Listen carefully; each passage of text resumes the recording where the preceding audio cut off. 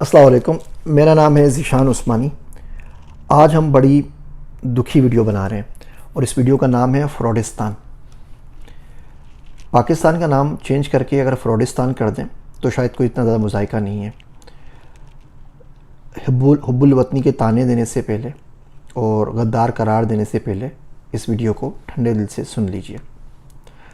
Fraud हमारे मुल्क में इतना ज़्यादा बढ़ गया है कि पहले लगता था कि हर दूसरा शख्स फ्रॉड करता है, आजकल लगता है हर पहला शख्स ही फ्रॉड करता है। आप किसी के हाथ में आ जाएं तो वो फ्रॉड से नहीं चूकता। मैं आपको कुछ मिसालें देता हूँ। इस्लामाबाद में एक यूनिवर्सिटी है, उनके बहुत सारे बच्चे थे, उन्होंने मिलकर क्या किया कि हम गूगल को फ्रॉड करते हैं। अब वो गूगल के ऊपर एड्स अकाउंट बनाते हैं। अब गूगल पे आप एड्स अकाउंट बनाते हैं तो आपको लिमिट मिलती है $100 की, एडवर्टाइजमेंट कर लें और बिल बाद में होता है। नकली लोगों के नाम से अकाउंट बनाते हैं, डार्क वेब से किसी के सोशल सिक्योरिटी नंबर उठा लिए, किसी की आईडीज़ उठा लिए, किसी के एड्रेस उठा लिए। ये $100 के जो अकाउंट होते हैं मार्केटिंग के, ये आगे बेच देते हैं 10-10, $20-20 के अंदर और बाद में उनको पैसे नहीं देते, भाग जाते हैं। एक अकाउंट, 2 अकाउंट, 3 अकाउंट, हज़ारों की तादाद में अकाउंट हमारे पाकिस्तान से रोज़ बनते रोज़ बंद हो जाते हैं। होगा क्या कि किसी दिन गूगल पाकिस्तान से बंद हो जाएगा, पाकिस्तान में एड्स बंद कर देगा, पाकिस्तान में ऑफिस नहीं खोलेगा। आपको पता है ये पेपल, गूगल, फेसबुक, माइक्रोसॉफ्ट सारे इंडिया में मौजूद है, पाकिस्तान में क्यों नहीं है? पाकिस्तान में थर्ड पार्टी इंश्योरेंस नहीं है। कल के ये कुछ करें, हमारा कोर्ट कोई ऑर्डर करेगा और आके इनके ऊपर छापा मार के आप इनके पूरे के पूरे ऑफिस सील कर देंगे और बचने का कोई तरीका नहीं होगा। पाकिस्तान दुनिया का वो वाहिद मुल्क है जहाँ पे मार्क जुकरबर्ग के ऊपर FIR कटी हुई है। वो बेचारा अगर एयरपोर्ट पे उतर जाए ना गलती से तो हमारी पुलिस जाके उसको पकड़ लेगी और उसको भी छित्तर मारेगी। और शहबाज गिल की तरह ना वो बेचारा रो रहा होगा व्हील चेयर के ऊपर और उसको कोई सुनवाई नहीं हो रही होगी। ये हम लोगों का हाल है। तो गूगल के साथ हमने फ्रॉड किया, फिर हम ये फ्रॉड डिजिटल मार्केटिंग में करते हैं। फेसबुक के साथ करना शुरू किया। फेसबुक 3 लाख की लिमिट देता था एड्स की, अब पाकिस्तान में वो 3000 की लिमिट भी नहीं दे रहा हमारी हरकतों की वजह से। फिर उस गरीब अमेज़न की बारी आ गई। अमेज़न में क्या करते हैं, ऑर्डर इन्वेंट्री अपलोड कर देते हैं कि तमाम की चीज़ें हमारे पास हैं। जब ऑर्डर आता है अमेज़न 14 दिन बाद पेमेंट करता है। हम लोगों ने क्या करना शुरू किया, हम उसको बोलते हैं क्योंकि हम पाकिस्तान से शिप कर रहे हैं, पाकिस्तान का बाकायदा नाम भी लेते हैं, हम आपको ऑर्डर 15-16 दिन बाद भेज देंगे। अब बंदा कस्टमर इंतज़ार करता है, 14 दिन बाद पैसे आते हैं, पैसे लेके भाग जाते हैं, कोई और अकाउंट बनाते हैं। किसी को 500 मिले, किसी को 5000 मिले, किसी को 10,000 मिले और कोई सुनवाई नहीं है, कोई पूछने वाला नहीं है। इससे भी स्मार्ट लोग हो गए। उन्होंने क्या किया, वो शिपमेंट का क्योंकि लेबल देना होता है तो कोई ना कोई चीज़ शिप कर देते हैं। आपने मंगवाया जहाज़ है, वो पानी की बोतल शिप करके उसका लेबल भेज देंगे। सामने बेचारा कस्टमर वेट कर रहा है कि जी मैंने बड़ी सारी सीनरी मंगवाई है, कोई चीज़ मंगवाई, वो आएगी, निकलती इतनी सी डिब्बी आए, शिपिंग तो उसका लेवल आ गया ना, तो आपने शिप कर दी। इससे भी ज़्यादा बदतमीज़ लोग आए, वो क्या करते हैं, आपसे ऑर्डर लिया, उनका इन्वेंट्री नहीं है, किसी और से इन्वेंट्री ऑर्डर करके कोई भी छोटा मोटा आइटम करके आपके पास शिप करवा दिया। अब उसका जो नंबर आएगा शिपिंग, वो आपने उस बंदे से शेयर कर दिया ताकि आपको वो भी शेयर ना करना पड़े। अब उसने मंगवाया लैपटॉप, आपने उसको शिप कर दिया कैलकुलेटर किसी से लेके। उसके बाद जब नहीं आता तो आपने जिससे कैलकुलेटर मंगवाया आप उससे रिफंड ले लेते हैं, उससे भी कैलकुलेटर के पैसे वापस लेते हैं, इसके लैपटॉप के पैसे भी लेके भाग जाते हैं। तो उसका नतीजा क्या हुआ कि आपने सुना होगा कि अमेज़न ने कोई 13,000 अकाउंट पाकिस्तान में बंद कर दिए। मैं यहाँ बैंक में अकाउंट खुलवाने के लिए गया तो उन्होंने बोला कि जी बैंक ऑफ अमेरिका ने कोई 35,000 लोगों के अकाउंट बंद कर दिए। अब ज़ाहिर बात है वो बोलेंगे तो नहीं ऑफिशियली आके, और सारे के सारे पाकिस्तानियों के, क्योंकि पाकिस्तानी इस किस्म के फ्रॉड कर रहे होते हैं। खैर मैं अभी रो रहा था, मैंने बोला नहीं यार पाकिस्तानी अच्छे हैं, सारे लोग एक जैसे नहीं होते, सारी उंगलियां बराबर नहीं होती। तो मैनेजर ने बोला यार मैं हाई स्कूल के अंदर यहाँ पे जाता हूँ और हाई स्कूल में हमारी बेसबॉल की जो टीम है उसकी जर्सी मंगवानी थी, वो ना वो शर्ट्स होती हैं। तो पाकिस्तान से ऑर्डर दिया, पाकिस्तान वाले ने ऑर्डर के पैसे ले लिए $1100 और एक उसने टी शर्ट नहीं भेजी। गेम वाले दिन जो सबसे बड़ा इवेंट होता है साल के बच्चों के लिए, फिनाले जो होता है, उस दिन बच्चों के पास जर्सी नहीं थी, वो वाइट शर्ट्स हमने वॉलमार्ट से खरीद के दी, वो पहन के घूम रहे थे और पूरे का पूरा गांव मुझे गालियां दे रहा था और ये पाकिस्तानी नहीं किया है। मैंने कहा उसका नंबर मुझे भेजें, क्या हुआ? उस अल्लाह के बंदे को उसने ईमेल की तो कहता है जी मैंने भेजा था लेकिन मेरे पार्सल में से ड्रग्स निकल आई। अब बताओ शर्ट बेच में ड्रग्स कहाँ से आ गई?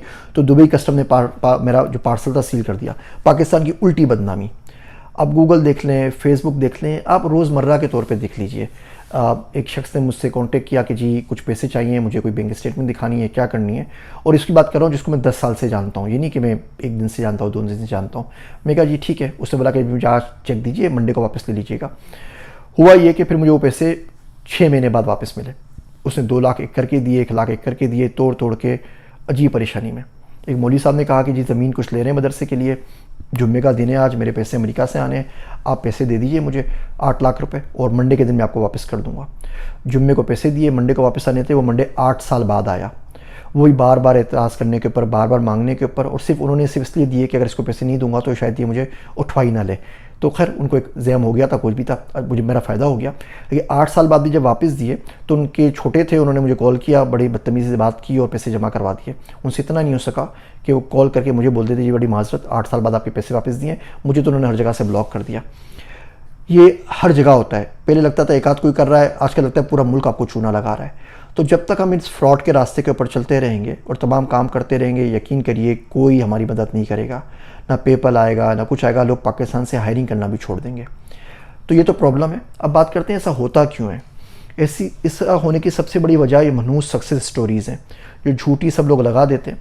मिसाल के तौर पे आप बोले जी मैंने 2 करोड़ रुपए कमाए, अब ठीक है वो स्टार भी बन जाएगा और वो कोई ना कोई आपका स्टार बना के पोस्टर बना के लगा भी देगा, 5 रुपये का पोस्टर बन जाता है पाकिस्तान के अंदर। लेकिन अब आपसे कोई पूछे जी 2 करोड़ आपने कमाए तो हैं, कमाए कहाँ से, उसका प्रूफ क्या है कि आपने कमाए भी या नहीं कमाए, और तीसरी बात कितने अरसे में कमाए।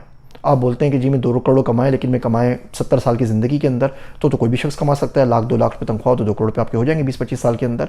आपने 1 महीने में कमाए, आपने 6 महीने में कमाए, आपने साल में कमाए, कहाँ से कमाए, उसको प्रूफ क्या है। प्रूफ हमारे पास कोई नहीं देता, कोई बैंक स्टेटमेंट नहीं दिखाता, कोई कुछ नहीं करता। बच्चा बोलता है कि जी मैंने 20 करोड़ का कारोबार किया है। जब आपसे डीलिंग शुरू करते हैं तो $1000 के लिए वो पूछ रहा होता है कि जी ये पैसे कैसे ट्रांसफ़र होंगे, मुझे समझ में नहीं आ रहा। आप देखते हैं तो उसका अकाउंट नहीं खुला हुआ होता, चेकबुक उसके पास नहीं होती, सिग्नेचर करना उसको नहीं आ रहा होता, बहुत सारे मसले होते हैं। तो सिर्फ झूठ और झूठ के अलावा बाकी कुछ बचा नहीं है। तो वो सक्सेस स्टोरीज़ देखते हैं, हर बंदे की कोशिश होती है वो छक्का मारे, हर बंदे की कोशिश होती है उसका कोई पव्वा लग जाए, हर बंदे की कोशिश होती है उसे कोई रेफरेंस मिल जाए, गवर्नमेंट जॉब मिल जाए और रातों रात वो अमीर बन जाए। इस रातों रात अमीर बनने के चक्कर में हर वो मौका जो फ्रॉड का मिलता है वो उसको ज़ाय नहीं करते। ये अमेरिका में भी फ्रॉड चलता है लेकिन यहाँ कानून साजी भी है। जो अमेज़न की हरकतें हमने की हैं अमेरिका में अगर हो जाएँ, अब गूगल करके देख लीजिएगा, 20 साल की सज़ा है इसके ऊपर। हम एजुकेशन देते हैं, साथ में हमें इथिक्स पढ़ानी चाहिए, साथ में हमें कानून साजी करनी चाहिए। आप 4-5 को इस लोगों को ना सज़ा दे दीजिए कि जिन्होंने ई-कॉमर्स का फ्रॉड किया, फ्रीलांसर्स को रजिस्टर करें, कोई इसी फ्रॉड की कहानी है उठा के उनको जेल में फेंक दीजिए, आप देखें सबके सब चीज़ें हो जाएंगे। ये अमेरिका वाले सीधे हैं, इसलिए थोड़ी सीधे हैं कि कोई बहुत ही कोई परहेजगार हैं और सारे सूफ़ी बुज़ुर्ग हैं। ये इसलिए सीधे हैं कि यहाँ पे कानून है, ये इसलिए सीधे हैं कि बेसिक लिविंग के लिए जो अपॉर्चुनिटीज़ है वो इनके पास अवेलेबल है, कोई भूखा नहीं मर रहा। हमारे पास लोगों की इतनी बुरी हालत है, बोलता है कुछ हाथ में आ जाए कल की कल देखी जाएगी, आज तो खाना मिले ना, आज कम से कम इसको पेल दो, आज कम से कम इसको रगड़ दो, बाद में देखी जाएगी कौन सा अमेरिका के मुझे पकड़ता है। इसकी वजह से पूरा मुल्क बदनाम हो रहा है। जो थोड़े बहुत हमारे पास ज़राए रह गए हैं कुछ पैसे कमाने के, कोई अच्छा काम करने के, वो हल्के हल्के हल्के बंद होते चले आ रहे हैं। आज मैं बोल रहा हूँ ये फ्रॉडिस्तान, आपको बात बहुत बुरी लग रही है, खुदा के वास्ते सुधर जाइए इससे पहले कि पूरी दुनिया आपको फ्रॉडिस्तान बोलने लग जाए। ये कड़वी बातें यकीनन आपको बहुत ज़्यादा चुभ रही होंगी और आप दिल भर के भड़ास अपनी निकाल सकते हैं कमेंट्स के अंदर, गालियों की सूरत के अंदर। लेकिन जब तक हम इंसान नहीं बनेंगे, जब तक हम फ्रॉड से नहीं बचेंगे, हम आगे नहीं बढ़ सकते। आपको लगता है बहुत शरीफ हैं, आपको भी कोई मौका मिल जाए, वो ग्रोसरी स्टोर के 5 रुपये वापस करने हो, गलती से कोई पैसे ट्रांसफ़र कर दे, हम हर जगह के ऊपर कोशिश करते हैं कि सामने वाले को चूना लगा के अपने फ़ायदे का काम कर सकें। और आप किसी बंदे से बात कर लें, वो ग्रोसरी वाला हो, बिज़नेस वाला हो, पार्टनरशिप वाला हो, अकाउंट्स वाला हो, आप किसी को उधार दे दें, किसी से उधार ले लें, आप पार्टनरशिप किसी के साथ कर लें, आप ई-कॉमर्स का काम कर लें, आप रियल इस्टेट के अंदर चले जाके किसी एजेंट से बात कर लें, आप किसी वकील से बात कर लें, आपको मेरी बातों की सच्चाई के ऊपर यकीन आ जाएगा। मेरी कड़वी बातें सुनने का शुक्रिया। मैं हूँ आप सबका ज़ीशान उस्मानी।